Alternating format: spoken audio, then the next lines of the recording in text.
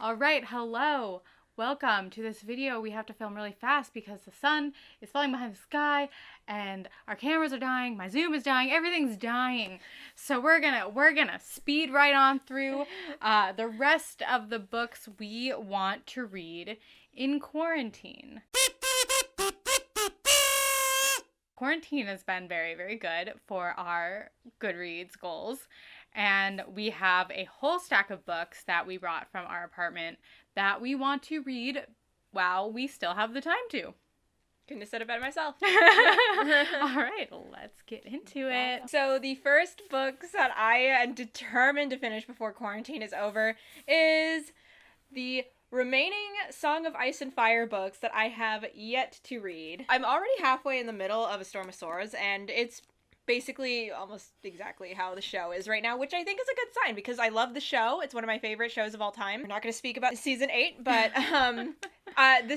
this book details the third and fourth seasons of Game of Thrones, which are personally my favorite. So I love this book. But anyway, I read the first two like 2 years ago, and I stopped reading it not because I didn't like it, but because I literally just got accepted into USC, and that like kind of took precedence. So I abandoned these for a while, but this is going to be the year that I finish it because the show's over now and it's not relevant anymore. But god dang it, I own all of them. I cannot call myself a Game of Thrones fan until I read all of them. I'm gonna do it. I'm going to do it.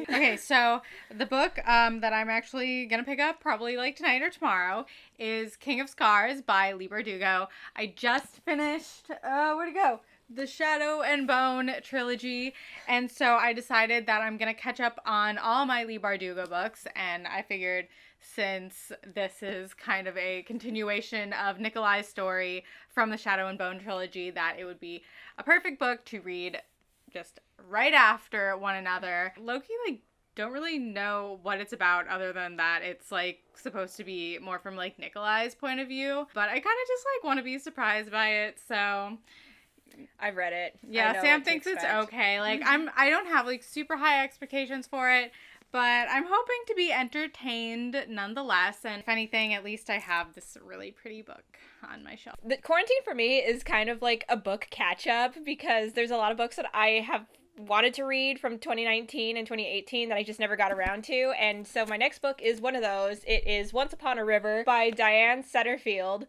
and this is an interesting book because it's kind of like, it's a mystery where 3 girls drown in a river and then one of them comes back alive. And the book kind of is ambiguous about whether there's magic going on or if there's like a scientific explanation. So really looking forward to that. It's a standalone. I could use a standalone, I think, after the big chunk books that are A Song of Ice and Fire, and that's kind of how I've been breaking up my big long series, is that I just read a standalone like fantasy or fiction novel in between, and it's really helped, I think, because it's a nice break from it. And so I'm looking forward to reading this. This is actually the last fantasy standalone that I own that I still need to read. The other two were Gods of Jade and Shadow and The 10,000 Doors of January, and I both like those. So I mean, this is just another like continuation of that style of like book that I'm just gonna finish. To finish up my Leigh Bardugo binge, I have Ninth House, and I actually am really excited for this one. I have heard good things about it. Well, Sam liked it. Sam really liked it. I did. So she thinks I'll like it.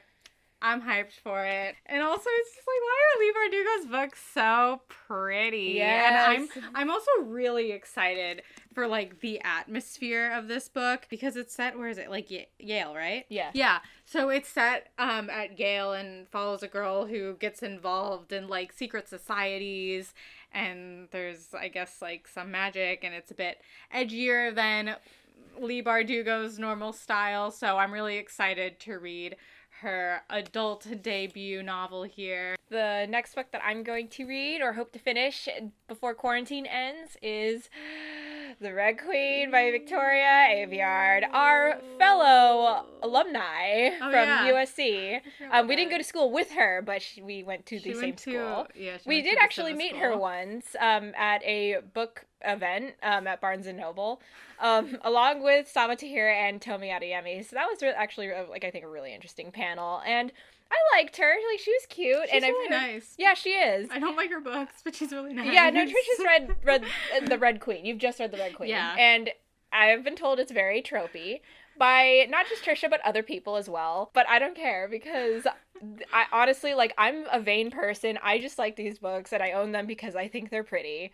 That's it. And I do kind of want to read some trash YA from time to time, and I've been in the mood for some trash you're YA. Gonna get trash. Why drink alcohol when you could read The Red Queen? This book I have had on my shelf for a while. I bought this at the LA Times Festival of Books, I think last year, and that is Bellwether by Susanna Kernsley. I'm really excited to read this one because it also, maybe I'm just reading all my books with really nice covers because this one also has a really, really pretty cover, but it's set in the South. It's really short. I'm just going to read the back of it. At a time of divided loyalties and family strife, forbidden love blooms between a captured French-Canadian lieutenant and the daughter of the house where he is an unwilling and unwelcome guest. Local legend has it that their story ended tragically, but centuries later, the clues they left behind slowly unravel another fate entirely. Sounds interesting. Maybe some romance. Sounds tragical. Yes, the tragical romance! Watch in with an E, guys. I'm excited for a book set in the South. I haven't really read a book set in the South since probably, Beautiful Creatures in, 2012.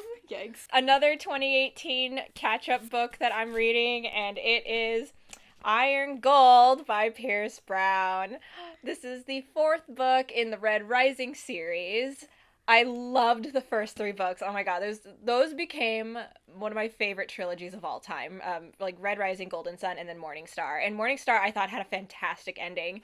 And I've heard nothing but good things about Iron Gold and its sequel, Dark Age, which I'm also planning on reading right after this. The reason why I have put these books off for so long is because, frankly, I am afraid of what the characters are going to go through. Because I thought Morning Star had a really satisfying ending, not going to give anything away, but knowing that the book continues on after Morning Star, it didn't last. Nothing lasted, and that's what worries me. It's no, I just want the characters to be happy. The second one's called Dark Age, which just they weren't. yeah, but yeah, I think out of all the books that I'm planning on reading, this one is the one I'm most excited for because I just love the first 3 so much, and apparently these do live up to other people's expectations. My last quarantine book, and I have to go really fast because the camera's almost dead, is The Trials of Apollo by Rick Riordan. And I've actually been kind of on the fence about reading this series for a really long time because I love Percy Jackson. Percy Jackson was that series for me as a kid. It will always be my favorite series ever. It opened many doors, and there's a whole rant. I've also read kind of that sequel series, I don't know what you call it, to Percy Jackson, The Lost Hero and all those. And they're yeah. I don't know. I know this is not going to be as good as Percy Jackson, but I recently have been reading reviews about it, and there's a lot of really positive reviews. So I mean, I'm not hoping that this will live up to what Percy Jackson is, but I'm hoping that nonetheless I will enjoy it. Thank you. Oh my god, yeah. I can't believe the camera and the Zoom both lasted through this video. Yeah, sorry for the really speedy kind of walk. It was really fast. We probably talked faster and did better than we normally do because we're always and yeah, so we didn't do that this time. It was very short, precise, to the point, how we like it. Yep. So on that note, let us know what you're gonna plan on reading during quarantine. Yes, and also, I'm not forgetting to say this again. Like and subscribe. Oh my god, the camera's blinking. Okay, bye.